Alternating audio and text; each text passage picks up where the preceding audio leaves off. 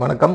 நான் டாக்டர் பாலாஜி, பச்சிளம் குழந்தைகளுக்கான சிறப்பு மருத்துவர். இப்போ இந்த வீடியோவில் நம்ம பார்க்க போகிறது என்னென்னா, குழந்தைகளில் பச்சிளம் குழந்தைகளில் சில விஷயங்கள்லாம் நார்மல், நம்ம அதை பெரிய பிரச்சனை அப்படின்னு சொல்லி நினச்சிக்குவோம். அடுத்தது விக்கல்.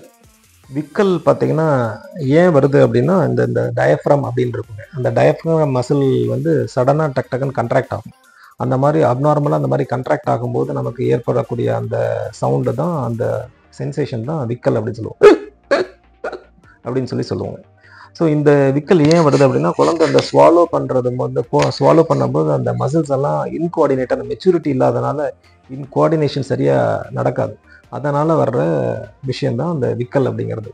அந்த விக்கல் வந்து இனிஷியல் ஃபியூ டேஸ், அந்த early infancy and new born and early இன்ஃபான்சியில் இது நார்மல். இதை பற்றி ஒன்றும் ஒரி பண்ண வேண்டியதில்லை.